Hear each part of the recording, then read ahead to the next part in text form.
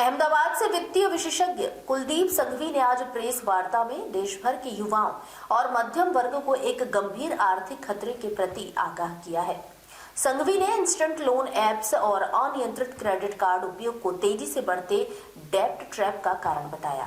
बात करने वाले एक ऐसे इंसान से जिनका नाम है कुलदीप संघवी। इनको बैंकिंग सेक्टर में काफी एक्सपीरियंस है, काफी लोग की हेल्प वगैरह भी की है। 8 साल में ये लाइन में ये सेक्टर में इन्होंने काम किया हुआ है, काफी लोग की हेल्प की है। तो कुलदीप संघवी जी से मेरा एक क्वेश्चन था लोन के बारे में।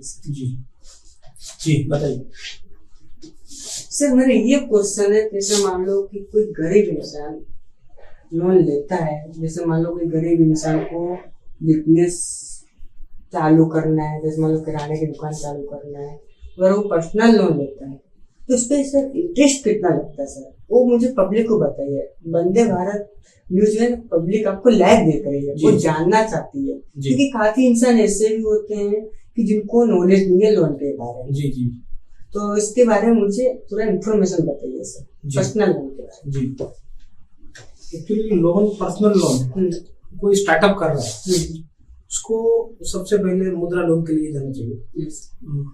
मुद्रा लोन गवर्नमेंट बैंक दे सकती है 2 लाख, 5 लाख, 10 लाख। अभी तो उसकी सीमा अराउंड 20 लाख तक हो गई है। उसके आप नॉर्मल सीएमए प्रोजेक्शन देना पड़ता है और आपके सिविल स्कोर कैसा है उसके ऊपर हो सकता है। दूसरा चीज, महिलाओं के लिए भी ग्रुप लोन मिल रही है। दूसरा जो कोऑपरेटिव बैंक है वो भी 1 लाख, 2 लाख जैसे छोटा स्मॉल बिजनेस करना है तो कर सकती है। कोई रेकड़ी वाला है, कोई छोटा स्टॉल वाला है, उसके लिए पीएम स्वनिधि योजना भी है। दूसरी एक वाजपेयी बैंकेबल योजना है, वो 8 लाख तक जो कारपेंटर है, जो छोटा मोटा कार्य करता है, उनके लिए उसमें सब्सिडी है 25% के आसपास। दूसरा मैं आपको बताऊं तो जिसको बड़ा बिजनेस करना है, 50 लाख तक की बात करो तो PMEGP, prime minister employment generation programme, ये एक बहुत अच्छी स्कीम है। उसके अंदर आपको मैन्युफैक्चरिंग मशीनरी दिखानी पड़ती है 25% के आसपास। 75% आपको वर्किंग कैपिटल मिलता है। उसमें आप कहाँ से कर रहे हो बिजनेस, सिटी में कर रहे हो, गांव में कर रहे हो, वो हिसाब से आपकी सब्सिडी की सीमा तय होती है। महिला कर रही है तो अच्छी सब्सिडी मिलती है। SC/ST कमिटी, ST/ST समुदाय में से कोई कर रहा है तो उनको भी अच्छी मिल सकती है सब्सिडी। कोई ग्रामीण विस्तार है तो वहां भी अच्छी सब्सिडी मिलती है। मैं तो लोगों को जागरूक करना चाहता हूँ कि सरकार ने बहुत अच्छी स्कीम दी है। आप जाके बैंक में जाओ तो BMLA बैंक मैनेजर को मिलो, ब्रांच मैनेजर को मिलो और उनको बोलो कि मुझे ये चीज चाहिए तो मिल सकती है। मैंने बहुत लोगों को दी हुई है। पर्सनल लोन की आप बात कर रहे हो, जो अनसिक्योर है, जिसका समझो 16,000 से पगार है तो उनको 2 लाख रुपए की लोन चाहिए तो ईयरली 15% से स्टार्ट होती है। कोई गवर्नमेंट में जॉब कर रहा है, गवर्नमेंट ऑफिसर है, उनके लिए 10.35% में पर्सनल लोन मिल सकती है। कोई उद्योग साहसिक है, जिनका बिजनेस अच्छा चल रहा है, जिनको और बिजनेस ग्रोथ करना है, जो MSME डिपार्टमेंट स्टार्ट हुआ है, उनका एक अच्छी स्कीम है CGT MSE। उसके अंदर 5 करोड़ तक का लोन प्री कोलेटर है, नॉर्मल अमाउंट का जो FD लेते हैं, और आपका टर्नओवर का 20% के आसपास आपको फंडिंग मिल सकता है।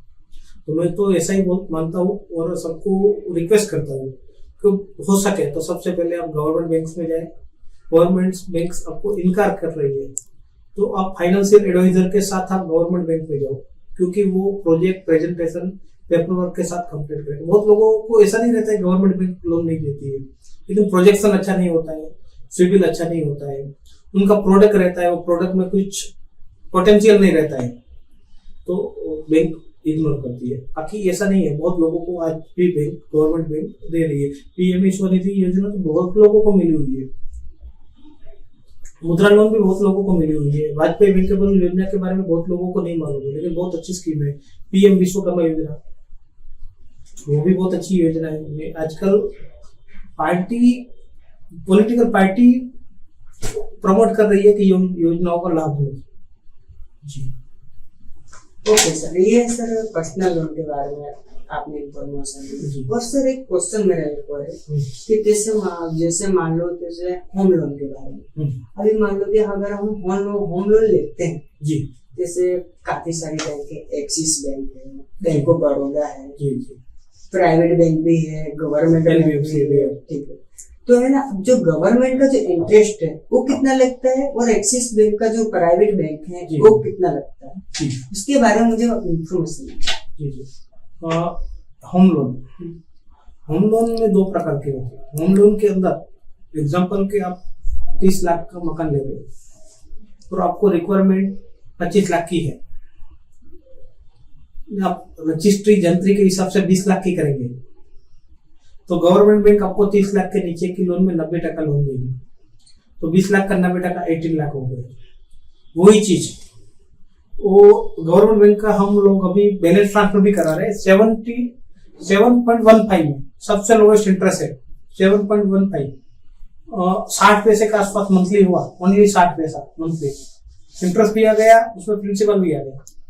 अगर आपको 30 लाख का घर ले रहे हो, उसके अंदर आपको 25 से 27 लाख की लोन चाहिए, आपके पास कुछ कैपिटल नहीं है 10% के अलावा, तो आपको हम लोग NBFC है, L&T है, वो आपको 7.95 से लेके 8.10% तक आपको देता है। लेकिन गवर्नमेंट बैंक में हम प्रोसेसिंग फी 0 करवाते हैं, कोई हिडन चार्जेस ले लेते हैं। और जो प्राइवेट बैंक है उसमें आपको प्रोसेसिंग फी भी लगती है, आपको इंश्योरेंस भी लगता है, जनरल इंश्योरेंस भी लेती है, प्रॉपर्टी इंश्योरेंस भी लेती है। गवर्नमेंट बैंक में नॉर्मल प्रॉपर्टी इंश्योरेंस लेते हैं, वो भी कभी कभी आपकी एज कैसी है, प्रॉपर्टी नहीं है, पूरा नहीं है, वो हिसाब से लेते हैं। तो सर एक क्वेश्चन और था सर जो पहले अभी बीजेपी की सरकार है, बीजेपी की सरकार ने अभी जो होम लोन है वो उसका ना रेट ऑफ इंटरेस्ट कम किया जी। इसका जो रेट ऑफ इंटरेस्ट है, जैसे मान लो कुछ जैसे कोई आम आदमी को जैसे मकान वगैरह लेना हो, ठीक है, तो उसका प्रोसेस क्या होगा? रेट ऑफ इंटरेस्ट देखो हर बैंक में भी कम नहीं किया हुआ है, तो काफी सारे बैंक हैं, जैसे प्राइवेट में मान लेता हूँ जैसे एक्सिस बैंक है, ठीक है, इनमें कम हुआ होगा। और जो प्राइवेट है जो लोन करते हैं जैसे मान लो L&T फाइनेंस की कोई बैंक वगैरह, NBFC होते हैं, जो L&T फाइनेंस है, पूना वाला है, इनकी कोई बैंक नहीं है। पर अगर इन लोग से अगर हम वो बोलते हैं कि अगर मान लो कि मैं अपना एग्जांपल देता हूँ कि मैं जाता हूँ पूना वाले से होम लोन, अब मैं उनसे बोलता हूँ कि मुझे होम लोन चाहिए, तो वो लोग ऐसा बोलते हैं होम लोन का जो इंटरेस्ट है 10.75%, एक एग्जांपल के लिए जी। पर हम उनको ऐसा बोलते हैं कि सर अभी रेट ऑफ इंटरेस्ट कम हुआ है, रेपो रेट कम हुआ है, तो गवर्नमेंट कम करो। गवर्नमेंट ने रेट ऑफ इंटरेस्ट कम किया है, तो आप इतना क्यों ले रहे हो? गवर्नमेंट ने रेट ऑफ इंटरेस्ट 60.75% के लमसम रखा है और आप उससे डबल बोल रहे हो 10.75 के हिसाब से। पर सर ऐसा क्यों? क्योंकि देखो जो नियम गवर्नमेंट के होते हैं सबके लिए होते हैं। अगर इनसे हम ज्यादा कुछ क्वेश्चन करते हैं तो ये प्राइवेट वाले ऐसा बोलते हैं ऐसा कुछ नहीं है, मतलब धमकी वगैरह ये सब वगैरह देते हैं, बोलते हैं लेना तो लो, नहीं लेना तो ना लो। तो सर इन लोग के ऊपर क्या एक्शन लेना चाहिए सर, उनके बारे में इंफॉर्मेशन। सबसे पहले आपको गवर्नमेंट बैंक का बता दो, कैनरा बैंक है, बैंक ऑफ इंडिया है, SBI है, बैंक ऑफ बड़ौदा है, ये सब बैंक्स, यूनियन बैंक है, ये सब गवर्नमेंट बैंक है। जो RBI के नियम के अनुसार जो जो रेपो रेट कम होता है तो रेपो रेट वो कम करती है 7.30, 7.30, 7.35, 7.40 था, तो 25 पैसा 2 दिन पहले कम हुआ तो वो लोग का ऑटोमेटिकली 7.15 कम हो जाता है। जिसका लोन चल रहा है उसका भी, उसको 2 ऑप्शन भी मिलता है कि आपको EMI कम करना है कि आपको टेन्योर कम। मैं अहमदाबाद से रिपोर्टिंग कर रहा हूँ, वंदे भारत में आपका हार्दिक स्वागत है। आज एक पर्यटक को लेकर खास बातचीत करने के लिए यहाँ पे अहमदाबाद के पतंग होटल के सामने एलिस ब्रिज हम आए हैं। आज एक ऐसा पर्यटक जो खास लेकर आया है जो युवकों और व्यापारिक आम नागरिक सभी के लिए महत्वपूर्ण है। आज हम बात करने जा रहे हैं जैसे loan, CIBIL, OTS, business growth और इंस्टीट्यूट लोन ट्रैप, जो अक्सर लोगों के सपने सच कर देता है और कभी कभी अचानक टूट भी जाता है। और ये दोनों आज महत्वपूर्ण विषयों पर हमारे बीच मौजूद है। कच्छ के धरती पर पला बड़ा और अहमदाबाद में विकसित हुई विचारधारा वाला बुद्धिमान युवक 33 साल की उम्र में मैं भी पढ़ाई से बस समाज और निरंतर लगी रहने वाली सत्य कुलदीप सांघवी, मूल रूप से कच्छ के रहने वाले कर्मभूमि अहमदाबाद, आज पूरे भारत समाज के लिए विचारधारा है। वर्तमान में कुलदीप भाई सांघवी फाइनेंशियल सर्विस संस्थापक 2020 हजारों किसान ओटीएस सिविल सुधार और वित्तीय योजना पर मार्गदर्शन प्रदान करना। इसके अलावा कुलदीप भाई भारतीय खाद्य निगम एफईआई के असिस्टेंट सदस्य, गुजरात राज्य और कार्यकाल रेलवे सलाहकार समिति अहमदाबाद के सदस्य रहे हैं। कोरोना जैसी कठिन परिस्थिति में उन्होंने मेडिकल और फूड हेल्पलाइन जरिए हजारों लोगों की मदद भी की है और सेवा परमो धर्म का सही अर्थ सिद्ध किया है। आओ दोस्तों, बस इस प्रोडक्ट को ना सुने, बंद कर दो।